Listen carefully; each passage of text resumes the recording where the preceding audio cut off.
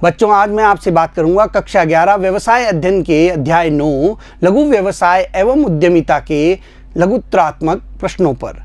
आइए प्रारंभ करते हैं लघुत्तरात्मक प्रश्न। देखिए, इन प्रश्नों के उत्तर हमें कम शब्दों में देने होते हैं। तो प्रारंभ करते हैं हम। पहला प्रश्न है बच्चों, व्यवसाय के आकार को मापने हेतु विभिन्न मापदंड क्या हैं?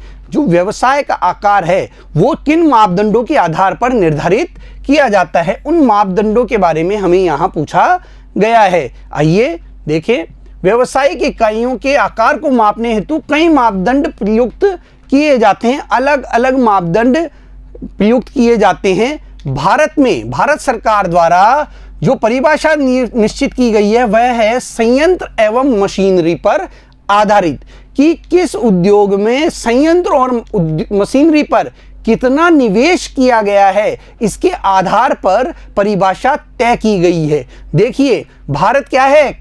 पूंजी कम व श्रम की प्रचुरता वाला देश है, जहां पूंजी तो है कम लोगों के पास लेकिन श्रम अधिक मात्रा में है। अतः इसकी जो सामाजिक और आर्थिक वातावरण है उसको ध्यान में रखकर यह परिभाषा का मापदंड तय किया गया है।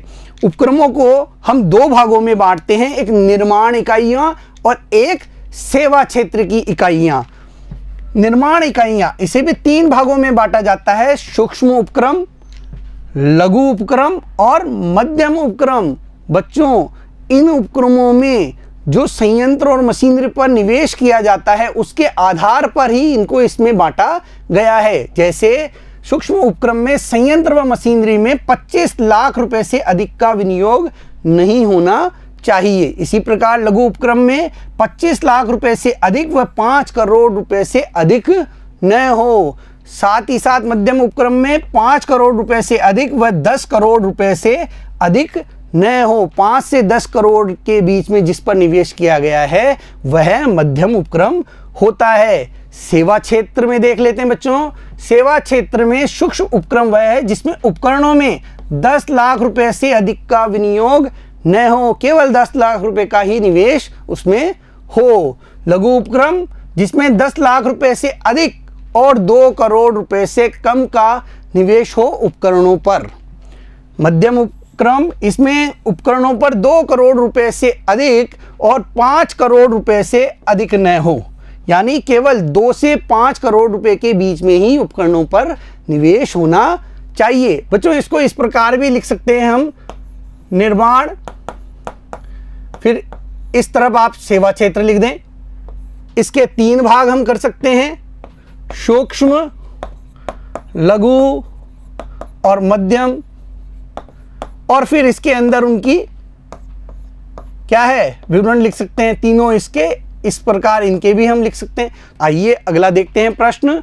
छोटे पैमाने के उद्योगों हेतु भारत सरकार द्वारा कौन सी परिभाषा दी गई है, कौन सी परिभाषा प्रयुक्त की जाती है? छोटे पैमाने लघु उपक्रमों के बारे में यहाँ बात की गई है। आइए देखते हैं। देखिए, निर्माण क्षेत्र में यदि लघु उपक्रम है तो उस पर संयंत्र और मशीनरी पर 25 लाख रुपए से अधिक व 5 करोड़ रुपए तक, 25 लाख से 5 करोड़ रुपए तक राशि खर्च की जा सकती है। इसी प्रकार सेवा क्षेत्र में लघु उपक्रमों पर 10 लाख रुपए से अधिक व 2 करोड़ रुपए से अधिक न हो, इतनी राशि उपकरणों पर व्यय की जा सकती है। यह परिभाषा भारत सरकार द्वारा दी गई 13 मई 2020 से इन दोनों क्षेत्रों को अलग अलग न बांटते हुए एक ही भाग में बांटा गया और इन पर निवेश की जो राशि है वह बढ़ाकर निवेश की राशि तो कर दी गई है 10 करोड़ रुपए, और जो इन दोनों का टर्नओवर है वह निर्धारित कर दिया गया है 50 करोड़ रुपए। यदि कोई फर्म जिसमें निवेश 10 करोड़ रुपए है तो वह लघु उपक्रम होगी और उसका टर्नओवर 50 करोड़ रुपए होना चाहिए। तो यह इनकी नई परिभाषा अब प्रदान की गई है। अगला प्रश्न है, एक गौण इकाई व एक अति सूक्ष्म इकाई के बीच आप कैसे अंतर्भेद करेंगे? एक गौण इकाई और एक अति सूक्ष्म इकाई को कैसे आप बांटेंगे? देखिए दो आधार पे बांटते हैं, एक तो इनमें कितना निवेश किया जा रहा है उस आधार पे हम बांट सकते हैं, और एक इनका क्या कार्य है उसके आधार पर हम बांट सकते हैं। जो गौण इकाई होती है वह अपनी मूल इकाई को सामान सप्लाई करती है, अपने उत्पाद सप्लाई करती है, जबकि सूक्ष्म इकाई को ऐसा करने की आवश्यकता नहीं होती। आइए देखते हैं। गौण इकाइयों की परिभाषा में वे इकाइयां आती है जिनका विनियोग प्लांट एवं मशीनरी में 1 करोड़ रुपए का होता है। कितना? 1 करोड़ रुपए होता है। जबकि अति सूक्ष्म इकाइयां वे हैं जिनमें निर्माणी इकाइयों के अंतर्गत विनियोग प्लांट व मशीनरी में 25 लाख रुपए तक होता है, और सेवा प्रदान करने वाली है तो उसमें विनियोग 10 लाख रुपए तक का ही होता है। दूसरा अंतर क्या है? गौण इकाइयां वे होती है जो अपने उत्पाद का कम से कम 50% आपूर्ति दूसरे उद्योगों को जो उनकी मूल इकाई है को करते हैं, यानी 50% उनको अपना उत्पाद मूल इकाई को देना होता है। जबकि अति सूक्ष्म इकाइयों में ऐसा कुछ करने की आवश्यकता नहीं होती, उन्हें किसी अन्य इकाई को अपना उत्पाद देने की जरूरत नहीं होती। अगर वो चाहें तो दे सकते हैं, अन्यथा ऐसी कोई बाध्यता नहीं होती। अगला प्रश्न देखते हैं बच्चों। कुटीर उद्योगों की विशेषताएं देखिए। गांव में, शहरों में एक परिवार के लोग या समाज के लोग मिलकर छोटी इकाइयां स्थापित करते हैं, वे कुटीर उद्योगों के अंतर्गत आते हैं। इनको किसी भी प्रकार के निवेश की परिभाषा से, निवेश के मापदंड के आधार पर नहीं बांटा जा सकता, परिभाषित नहीं किया जा सकता। आइए देखते हैं कुटीर उद्योगों की विशेषताएं। ये व्यक्तियों द्वारा अपने निजी संसाधनों से संगठित किए जाते हैं। निजी संसाधन, खुद के पास जो उपलब्ध संसाधन हैं उसके द्वारा ही ये संगठित किए जाते हैं। सामान्यतः परिवार के सदस्यों के श्रम तथा स्थानीय रूप से उपलब्ध प्रतिभा का प्रयोग होता है।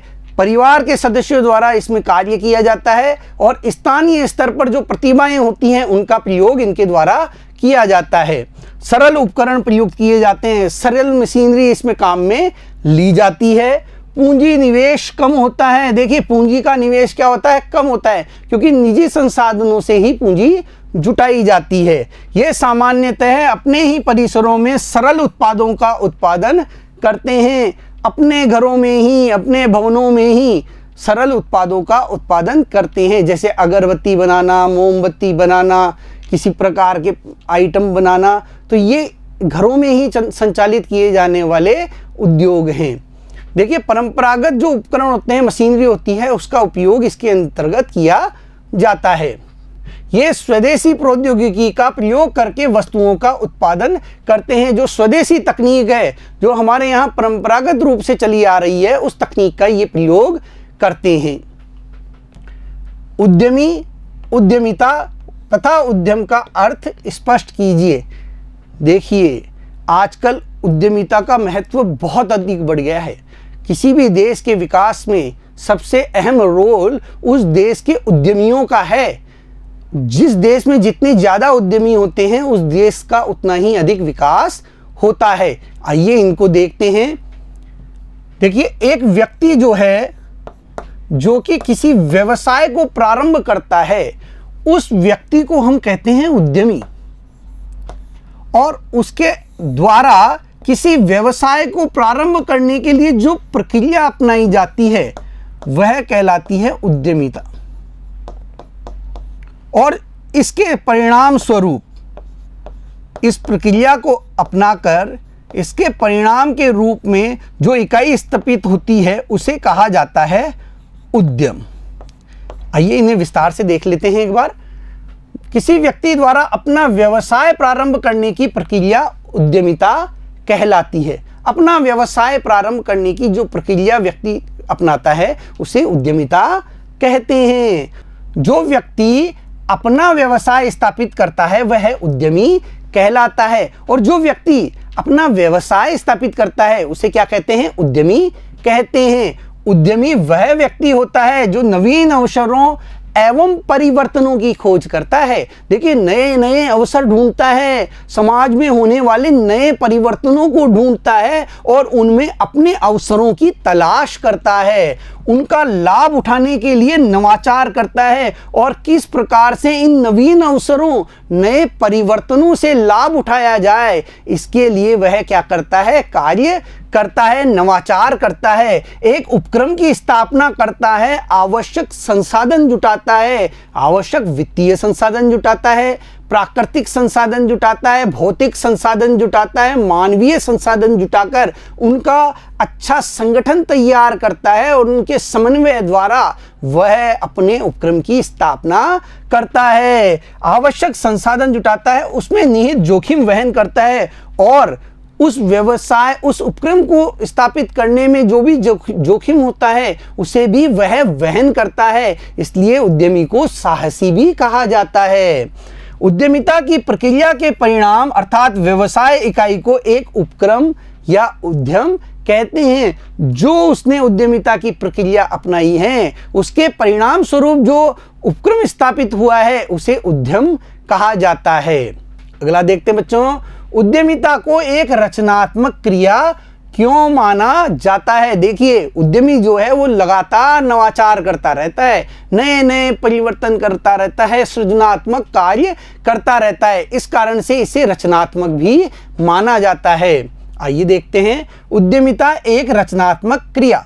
उद्यमिता इस अर्थ में रचनात्मक है कि यह नव प्रवर्तन, नए उत्पादों का प्रारंभ करना, नए बाजारों तथा आगतों की आपूर्ति के नए स्रोतों की खोज करना, प्रौद्योगिकी के दृष्टि से महत्वपूर्ण खोज करना के साथ साथ कार्यों को बेहतर, किस प्रकार से अच्छे तरीके से कार्य किए जा सकते हैं, उस आधार पर मितव्ययी कम खर्चे में कार्य किस प्रकार से होते हैं, तीव्र गति से कैसे कार्य किए जा सकते हैं तथा वर्तमान संदर्भ में वातावरण को कम नुकसान पहुंचाने वाले तरीकों से करने हेतु नए नए संगठनात्मक प्रारूप प्रारंभ करती है। उद्यमिता के माध्यम से देखिए, हम नए अवसर तो खोजते ही हैं, साथ ही साथ नए उत्पादों को प्रारंभ भी करते हैं और इस प्रकार की तकनीक इस्तेमाल करने पर अधिक जोर देते हैं जिससे हमारे वातावरण को कम नुकसान हो, उत्पादन तीव्र गति से हो,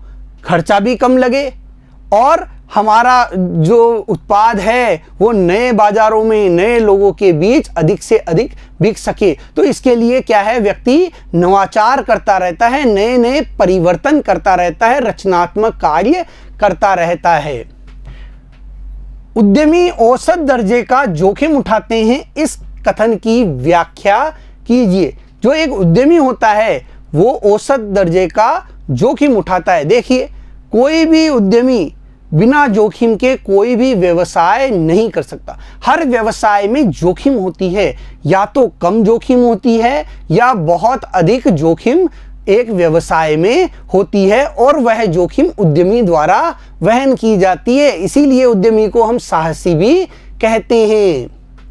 उद्यमी काफी जोखिम उठाते हैं। जो व्यक्ति उद्यमशीलता को एक जीवन वृत्ति के रूप में अपनाते हैं, देखिए, जीवन वृत्ति के रूप में अपने जीवन को चलाने के लिए एक व्यवसाय को प्रारंभ करते हैं, उससे धन अर्जित करते हैं, वे नौकरी पेशा और पेशेवर व्यक्तियों की तुलना में एक बड़ा जोखिम उठाते हैं, क्योंकि इसमें कोई निश्चित भुगतान प्राप्त नहीं होता।